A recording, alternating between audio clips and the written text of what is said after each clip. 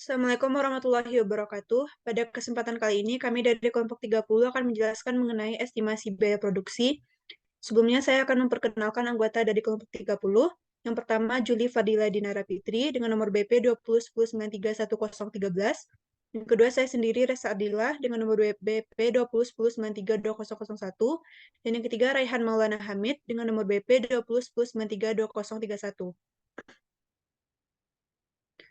Untuk outlines dari pembahasan kali ini, yang pertama yaitu struktur organisasi, yang kedua job analisis, yang ketiga perhitungan dan pengolahan upah, yang keempat perhitungan imbalan, yang kelima klasifikasi komponen biaya, yang keenam biaya overhead pabrik, yang ketujuh metode activity based costing, yang kedelapan harga pokok produksi dan harga pokok penjualan, yang kesembilan break even point, dan yang kesepuluh perhitungan laba rugi perusahaan. Untuk yang pertama yaitu struktur organisasi. Struktur organisasi merupakan struktur yang mendeskripsikan berbagai komponen yang menyusun perusahaan. Nah, pada contoh kali ini, kami menunjukkan struktur organisasi dari perusahaan pembuatan produk mini truck dengan jabatan-jabatan yang dapat dilihat pada slide. Untuk garis tegas pada struktur organisasi menunjukkan adanya hubungan atau membawahi secara langsung, sedangkan untuk garis putus-putus menunjukkan hubungan atau membawahi secara tidak langsung. Selanjutnya yaitu job analysis. Job analysis terdiri atas job description dan job specification. Untuk job description sendiri merupakan pernyataan tertulis tentang apa yang dilakukan pemegang jabatan, bagaimana cara melakukannya, dalam kondisi apa dan mengapa. Nah, untuk contoh job description dapat dilihat pada tabel, terdapat jabatan dan keterangan dari job description-nya. Contohnya untuk jabatan direktur, job description-nya yaitu memimpin dan bertanggung jawab dalam menjalankan perusahaan, menentukan dan memutuskan sebuah kebajikan dalam perusahaan, serta menyusun strategi untuk mencapai visi dan misi perusahaan. Selanjutnya yaitu job specification. Job specification merupakan kualifikasi minimum yang harus dimiliki oleh seseorang agar mampu melakukan suatu jabatan. Untuk contoh dari job specification jabatan dalam perusahaan produk mini truk dapat dilihat pada tabel. Contohnya untuk jabatan direktur, minimal pendidikannya S2, pengalaman dalam pengelolaan bisnis minimal 2 tahun, keterampilannya mampu mengkoordinir keseluruhan kegiatan perusahaan dan tegas, serta bertanggung jawab dalam mengatasi masalah perusahaan, dan usia maksimalnya 35 tahun. Pembahasan selanjutnya yaitu mengenai perhitungan dan pengolahan upah. Untuk perhitungan dan pengolahan upah ini memiliki 4 metode. Yang pertama yaitu metode peringkat. Nah, metode peringkat merupakan metode yang menilai kepentingan keseluruhan suatu pekerjaan dibandingkan dengan pekerjaan lain, atau memilih pekerjaan menurut tingkat kepentingannya dengan mempelajari informasi analisis pekerjaan, yaitu deskripsi pekerjaan, karakteristik pekerjaan, dan standar pekerjaan, kemudian secara subjektif menentukan pekerjaan mana yang lebih penting dari yang lainnya. Untuk contoh metode peringkat dapat dilihat pada tabel.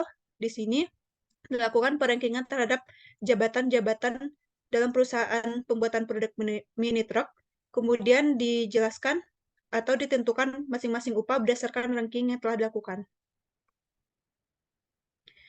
Yang kedua yaitu metode klasifikasi. Pada metode klasifikasi ini, penetapan pekerjaan ke dalam kategori atau kelompok tertentu.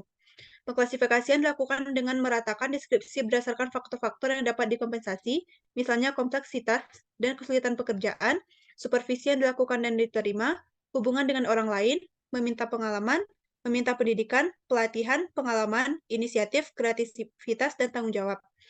Nah, untuk pada contohnya, kami mengambil 4 faktor. Yang pertama, faktor kecerdasan, pengalaman, pendidikan, dan tanggung jawab. Untuk kelasnya, kami membagi menjadi 3 kelas, tinggi, sedang, dan rendah. Berdasarkan kelas-kelas tersebut, maka diklasifikasikan jabatan-jabatan yang ada, kemudian ditentukan upahnya. Selanjutnya, metode perbandingan faktor. Pada metode perbandingan faktor, dilibatkan perbandingan sejumlah faktor dalam pekerjaan yang dapat dikompensasi, misalnya beberapa pekerjaan utama dibandingkan dengan sejumlah faktor kompensasi seperti tanggung jawab, keterampilan, tingkat usaha, dan kondisi kerja. Pada jabatan yang ada pada perusahaan pembuatan produk mini truck, kami mengambil 4 faktor. Yang pertama, tanggung jawab, yang kedua, skill, yang ketiga, tingkat usaha, dan yang keempat, lingkungan kerja. Nah, berdasarkan faktor-faktor tersebut, ditentukan peringkat faktornya dan ditentukan upah untuk masing-masing jabatannya. Dan metode yang terakhir yaitu metode sistem angka. Metode ini melibatkan penentuan poin atau angka untuk faktor kompensasi. Faktor-faktor yang dapat diimbangi dipecah menjadi subfaktor yang lebih rinci. Nah, untuk metode sistem angka ini ditentukan beberapa kriteria. Yang pertama, pendidikan, pengalaman kerja, sifat kerja, peralatan, bawahan, bahan atau produk, lingkungan kerja, tempat bekerja, risiko bekerja, fisik, pikiran, dan mental. Setelah ditentukan kriteria-kriterianya, ditentukan level poin untuk setiap faktor. Di sini kami mengambil poin 1 sampai dengan 5. Setelah ditentukan level poinnya, maka masing-masing jabatan diberikan poin untuk keseluruhannya. Setelah itu, poin-poin masing-masing jabatan ditotalkan dan ditentukan tingkat upah berdasarkan total poin yang telah didapatkan oleh masing-masing jabatan. Pembahasan selanjutnya mengenai perhitungan imbalan. Imbalan merupakan bentuk pembayaran dalam bentuk manfaat dan insentif yang dapat digunakan untuk memberikan dorongan kepada karyawan agar produktivitas kerja mereka semakin meningkat. Berdasarkan pasal 94 Undang-Undang Nomor 13 Tahun 2003 tentang Ketenagakerjaan, upah terdiri dari upah pokok dan tunjangan tetap, maka besarnya upah pokok sedikit-dikitnya 75% dari jumlah upah pokok dan tunjangan tetap. Maka dari itu, total tunjangan yang diberikan maksimal 25%. Di sini kami mengambil 3 jenis tunjangan. Yang pertama yaitu tunjangan transportasi sebesar 5%, tunjangan makan sebesar 5%, dan tunjangan kesehatan sebesar 5%. Sehingga total tunjangan untuk seluruh jabatan yaitu Rp7.500.000 dan total imbalan yang diperoleh untuk seluruh jabatan sebesar Rp57.500.000. Untuk selanjutnya akan dijelaskan oleh Rehan.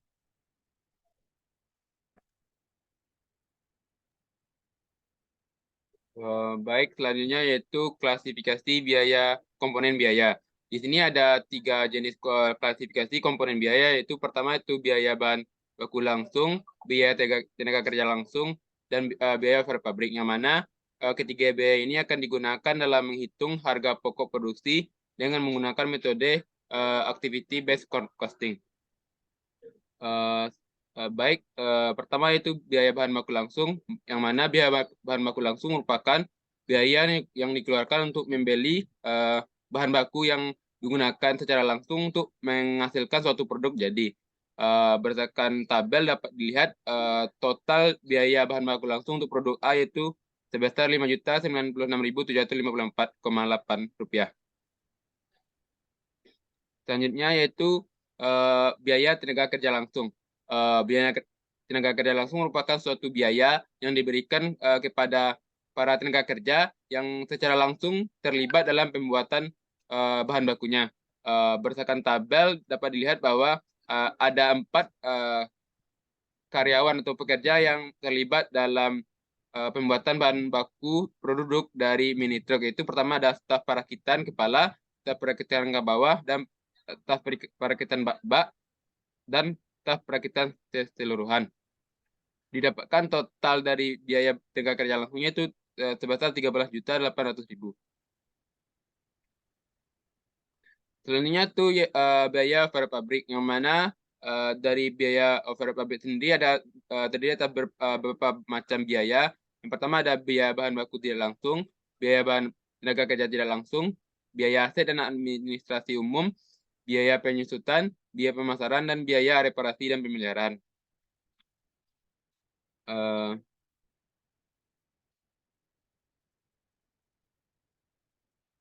Selanjutnya, baik pertama itu biaya tenaga kerja tidak langsung, merupakan biaya yang dikeluarkan kepada para pekerja yang tidak terlibat secara langsung dalam memproduksi suatu produk. Berdasarkan tabel dapat dilihat bahwa ada 10 jabatan yang mana jabatan tersebut tidak terlibat dalam pembuatan produk dari mini tersebut, dengan didapatkan total biaya itu 43.700.000.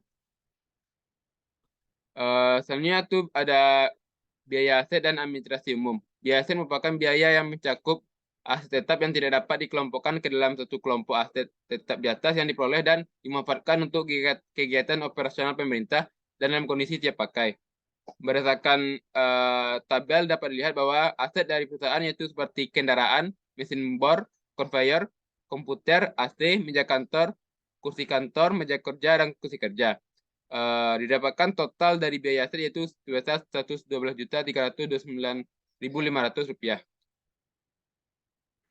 Selanjutnya itu biaya administrasi umum merupakan biaya yang terjadi dan terdapat di dalam suatu lingkungan kantor administrasi perusahaan, serta biaya-biaya yang sifatnya untuk keperluan perusahaan secara keseluruhan. Berdasarkan tabel dapat dilihat bahwa yang termasuk biaya administrasi umum dari perusahaan yaitu biaya listrik, biaya air, sewa gedung, dan keperluan administrasi lainnya. Didapatkan total biaya administrasi umum dari perusahaan yaitu sebesar Rp66.145.000. Selanjutnya yaitu biaya penyusutan.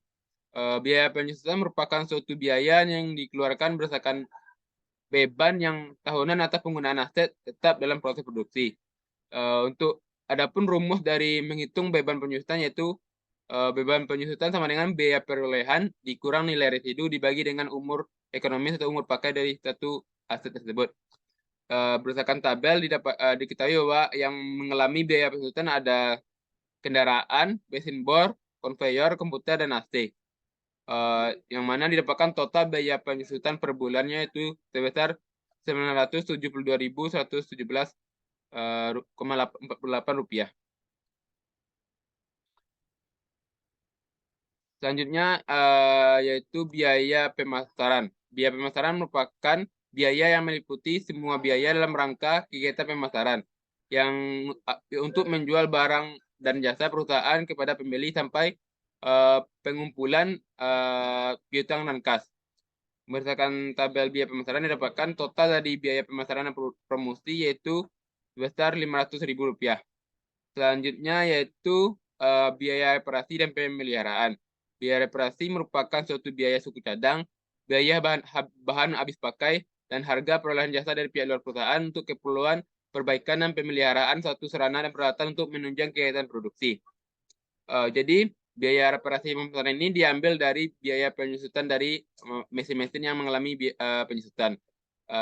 Dengan total biaya reparasi dan pemasaran yaitu sebesar Rp505.000. Selanjutnya akan dijelaskan oleh Juli. Baik, selanjutnya perhitungan biaya dengan menggunakan metode activity based costing. Di sini dibagi atas 4 level, yaitu unit level activity, batch level activity, product level activity, dan facility level activity. Lalu dihitung pull rate dari masing-masingnya. Untuk langkah kedua itu alokasikan ke produk dengan cara mengalihkan pull rate-nya atau tarif kelompoknya dengan jumlah dari activity driver yang dikonsumsi oleh masing-masing produk.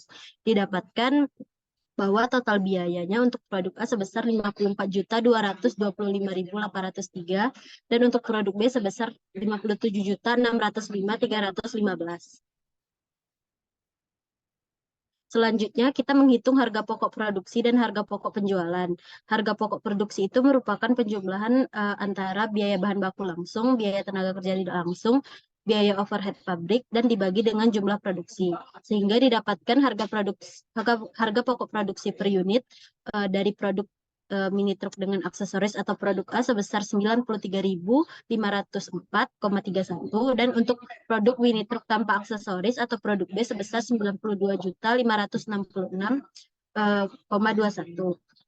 Lalu kita hitung harga pokok penjualannya. Di sini diambil keuntungan sebesar 25% sesuai dengan undang-undang. Sehingga didapatkan harga pokok penjualan untuk produk mini truk dengan aksesoris sebesar Rp116.880,38 dan untuk produk mini truk tanpa aksesoris sebesar Rp115.707,76. Selanjutnya kita menghitung break-even point. Break-even point atau titik impas merupakan titik yang menunjukkan kondisi di mana jumlah pendapatan sama dengan jumlah biaya. Artinya di sini perusahaan mengalami balik modal. Untuk mencari break-even point ini, kita bisa mencari untuk satuan unit atau satuan rupiah atau satuan harga.